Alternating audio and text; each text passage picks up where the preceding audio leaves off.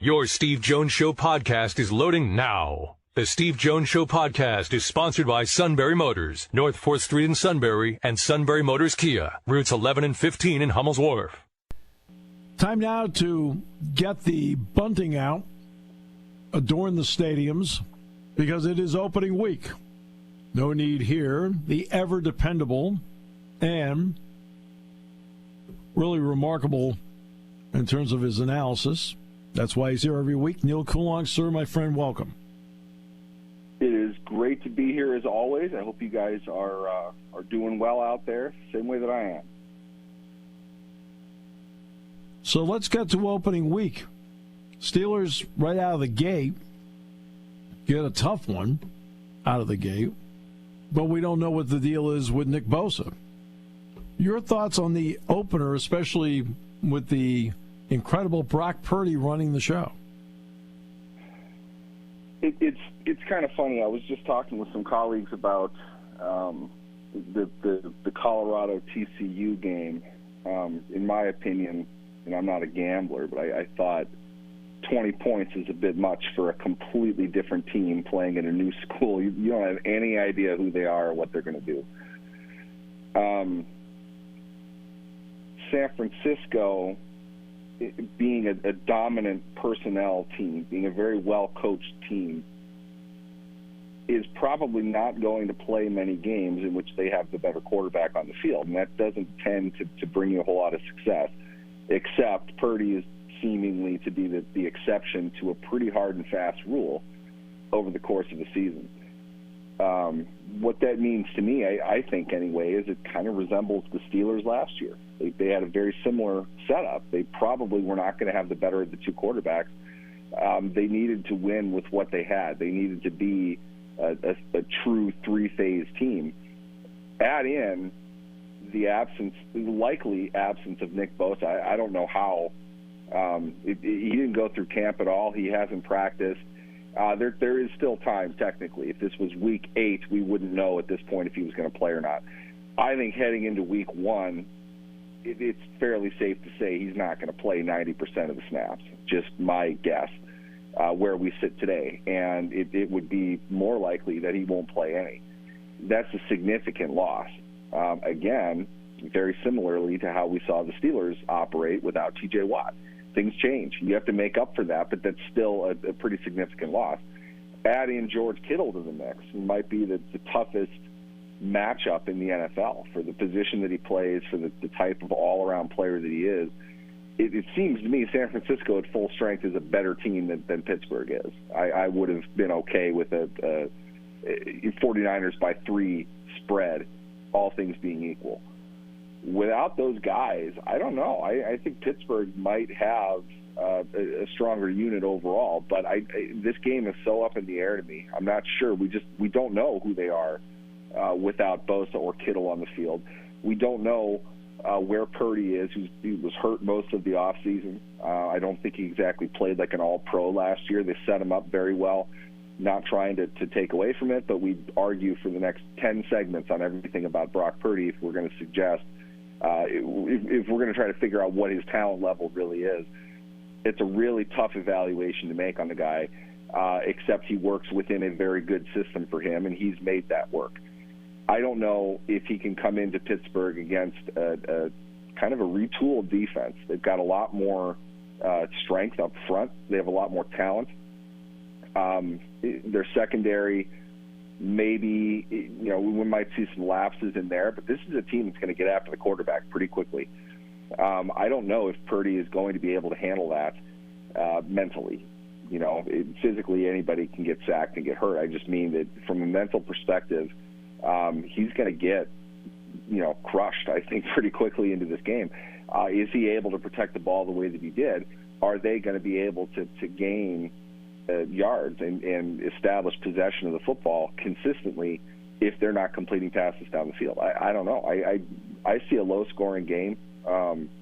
There's a lot to get into. This is a really good matchup, I think, for both teams who are kind of in a sense of flux right now. High expectations for both. they need to get off on the right foot and, drive that through the season. I think they're going to both be very different teams come December, but the starting point is going to be critical for each of them. I look at the two quarterbacks this way. I feel like Kenny Pickett is going to have to make some plays for the Steelers to win.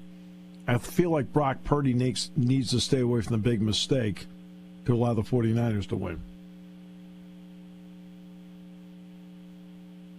I could say I think that's reasonable, and I think that's exactly what Kyle Shanahan has done with the 49ers when they've had Purdy in there. Let's be honest. It's not, Jimmy Garoppolo did a decent job, but it's not like he was a great quarterback. It's not like that offense ever ran on the strength and the talent of the quarterback in and of himself. And I think you could make the argument now Pittsburgh has gotten used to that over the last couple of years. They've been in the same spot. Ben Roethlisberger's last season was not great in many ways. It's clear that he was deficient, not terrible. He'd always been a very strong cerebral player. He's very smart. He knew what to do with the football. He took calculated risks when, turnovers tended to happen. It was him being more aggressive than anything else. They couldn't get any of that with the quarterbacks that they've had since then. We've seen that time and time again, but they've managed to find a way to stay, a slight chin above 500. So with that, they know how to win those close games. And we talked about that a bunch last year. This is a team that if it's close in the fourth quarter, their heart rate doesn't accelerate anymore. They know how to play this kind of football. This, drag the opponent down to our level and make it this kind of nightmare-fueled, non-offensive game. Possess the ball, don't give them the opportunity. Very old-school kind of mentality. San Francisco is largely predicated on scheme and, a boatload of excellent individual talent. To point out as well, I think I've shared this on this segment before, my opinion is Trent Williams might be the best offensive tackle to ever play the game. Yeah. The guy is absolutely perfect as a player. Mm-hmm. He really doesn't do anything wrong. Can they utilize him in their ground game? That's a major advantage, whoever you're putting over there. Mix it up. If it's Marcus Golden, if it's Alex Highsmith, whatever, you're going to have a tough time getting around him. And they know how to use him schematically. They can still make big plays out of that. San Francisco doesn't have that sort of limitation, I don't think, with the Steelers' edge defenders. They're going to have to, if it is Bosa or whoever, they're not strong enough, I don't think, at either tackle position to be able to hold San Francisco off in that type of a matchup. So for me, the Steelers have to make it ugly to beat a team like this. Where I'm sitting now, I feel like Pittsburgh 19-17 if they're going to win. It's going to be something like that. The Steelers have won a few in Week 1 lately. I think they have one of the longer Week 1 winning streaks in the NFL, but they haven't been pretty at all. They had no business winning that game against the Bengals last year. I don't expect it to be like that, but it's going to be a tough matchup, mostly in what the Steelers are going to have to do to overcome, I think, a talent deficiency against a very seasoned 49ers team, but the quarterback. That's what makes this game so interesting to me. Yeah, it's going to be very interesting across the board, no question about it. In opening games in general, because of the way the preseason plays out, Neal, how long do you now feel it takes for us to see consistent tackling in the league? How many games does it take now? That's a good question. I know this comes up a bit. My greatest vantage point for that is going to be the Steelers. And from what I've seen of them, they've definitely gotten a lot better as the year has gone on, but it really kind of seems like Week 1 is a fourth or a fifth preseason game more than anything. Week 2, they might rebound a little bit better. Typically, it's a home and away split between those two. By about Week 3 or Week 4, you start to see more athleticism. Except if you look back in those games, they're racking up a lot of sacks. Yeah. That's the part that really stood out to me in kind of digging into this. They get to the quarterback, so a lot of that, having T.J. Watt helps. Having T.J. Watt play against Cleveland helps. You almost have to take him out of the equation because, there are games that they don't even know that he's on the field sometimes. It's crazy. But even with that, they're still getting sacks from a lot of guys. They have 6 in the game. Watt has 1.5 of them. But as a unit, they're getting to the quarterback. They don't do much offensively. And maybe that's the trend around the league. Offense just the longer to warm up, to get used to what's going on. Maybe some of that, though, just for me, I should add this perspective. Everything starts in the trenches. It's your offensive line versus your defensive line. Those are your pawns. That's how you set everything up. It seems like the defense has an easier time getting into the season than the offense does. And I feel like that has definitely been the case where it's not necessarily that the Steelers' defense is dominant, although they are outstanding. They seem to rack up a lot of sacks early from teams that don't look particularly aware offensively. So you put all that together. I couldn't give you a number. I just know that you analyze the first quarter of games, it tends to be very, very different than the second quarter of games in a season. And I wouldn't be surprised if that trend continues, because it seems like not that they are doing less, it's that the contact isn't there in camp. They're not getting to that, dirty, muck it up kind of level on a consistent basis. They're trying to replace preseason games with the inter-squad scrimmages that they do. But even that, it's not like they're running 80 plays or anything. They might do 20 one-on-one. So it's not – I don't think they're going into the season all that prepared. I also think that could be strategic as well.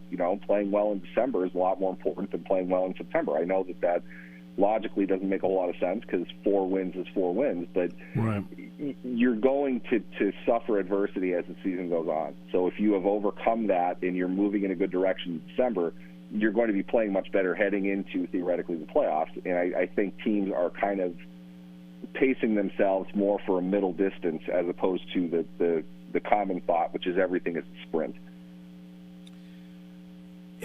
Obviously, the Steelers and 49ers are primary focus, but is there another game on the opening weekend that has caught your interest that you say, you know what, I really need to tune into that? For me, it's I want to watch the Chiefs. I'm curious to see what they're going to do, just because they're always the most schematically interesting team to me. Mm-hmm. Defensively, I want to see what DeMeco Ryans does with Houston. I'm not sure how good of a team Houston's really going to be, but I think he's a genius. I love the way he operates. I love what he brings to the defensive side of the game. He's fun to watch. I loved watching him in San Francisco, so I'm curious from that what they can do against Baltimore, a team that has a new offensive coordinator. What are they going to be like? We saw how bad Joe Burrow was when he missed a significant portion of camp with probably a more debilitating injury last year. Is Cincinnati going to be able to start off pretty good? I don't know. In a lot of ways, that's sort of the race in the AFC. I think there are the obvious favorites. Buffalo's always a fun team to watch. You enjoy anything that they're doing.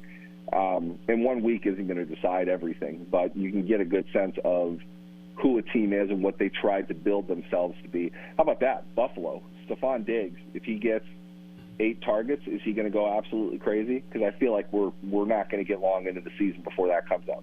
Literally the same thing he did in Minnesota. I'm curious how long that's going to last. Bryce Young and Frank Reich, what's that going to look like in Carolina? Taking on Atlanta, another team that I think Arthur Smith is a phenomenal coach. They play offensive football in a much different way than everybody else does. Yeah. I'm curious if Bijan Robinson is the type of guy that can take well to what they're doing.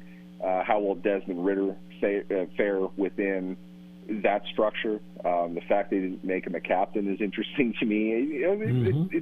I'm a total dork, though. I'm not typical of the market. I'm going to watch every game. So days get a lot longer for me this time of year, and there are a lot of things that really interest me about the league as a whole. And, for me, the Steelers are the team that I've watched and I know the most about and the most interested in. But there are a lot of games that I really want to watch at various points this weekend. My friend, it is finally here. So now we get to actually start talking about and analyzing games on a week-by-week basis. That's the exciting part, but always great to have you on the show, no matter whether they're playing games or not. Thanks so much. Thanks for having me, guys.